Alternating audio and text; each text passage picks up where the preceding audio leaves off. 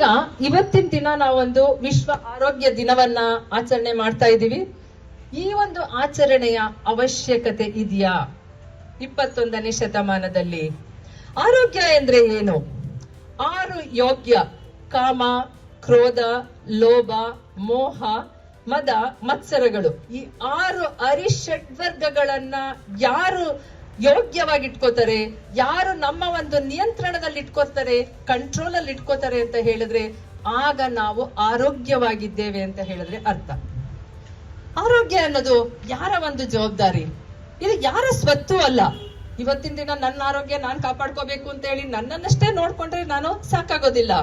ಇಲ್ಲಿ ಸರ್ಕಾರ, ವೈದ್ಯರು, ಆರೋಗ್ಯ ಕಾರ್ಯಕರ್ತರು, ಸಮಾಜ ಮತ್ತೆ ನಾವೆಲ್ಲರೂ ಸಹ ವೈಜ್ಞಾನಿಕ ಮಾಹಿತಿಯೊಂದಿಗೆ ಕೈ ಜೋಡಿಸಿದಾಗ ಮಾತ್ರ ಸಮಾಜ ಸದೃಢ ಆಗುತ್ತೆ, ಆರೋಗ್ಯಕರವಾಗುತ್ತೆ.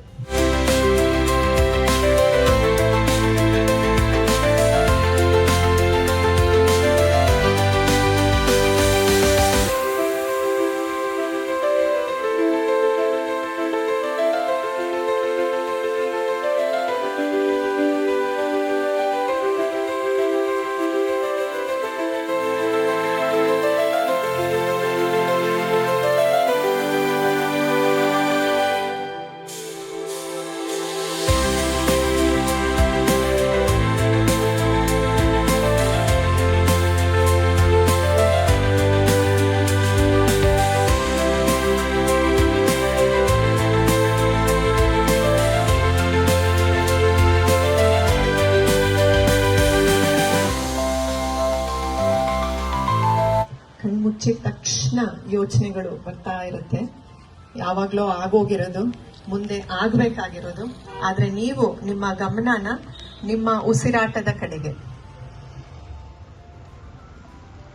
ಆದಷ್ಟು ಶರೀರನ ಸ್ಥಿರವಾಗಿಟ್ಕೊಳ್ಳಿ. ನಿಮ್ಮ ಗಮನ ಪೂರ್ತಿ ನಿಮ್ಮ ಉಸಿರಾಟದ ಕಡೆಗೆ. ನೀವಿಲ್ಲಿ ಏನು 1 ನಿಮಿಷನ ಇನ್ವೆಸ್ಟ್ ಮಾಡ್ತಾ ಇದ್ದೀರಾ ಅಲ್ವಾ, ಆ 1 ನಿಮಿಷದಿಂದ ನಿಮ್ಗೆ ತುಂಬಾನೇ ಬೆನಿಫಿಟ್ ಸಿಗ್ತಾ ಇದೆ.